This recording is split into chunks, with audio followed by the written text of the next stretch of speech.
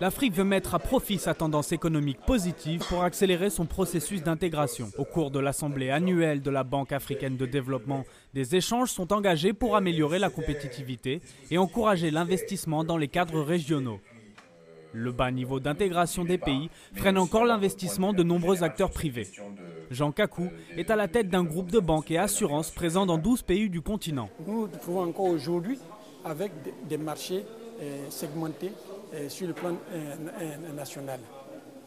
Et de sorte qu'une entreprise créée à Lomé ou à Lagos ou à Ouaga ou à Abidjan ne peut pas facilement exporter ses produits dans toute la sous-région parce qu'il y a des administrations qui d'une manière insidieuse mettent les bâtons dans les roues pour empêcher que les produits de tel pays viennent alors que c'était fait pour ça.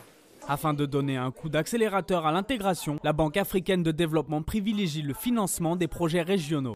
Les pays comprennent la démarche et l'intègrent de plus en plus dans leur plan de développement. Les projets régionaux sont la priorité de la BAD. On vient d'avoir une réunion à Abidjan sur la zone de Mano River où on a discuté et des routes et des questions d'énergie. Mais en fait, l'intégration, ça concerne pas seulement la Mano River, mais l'ensemble de la CEDEAO et l'ensemble des pays africains.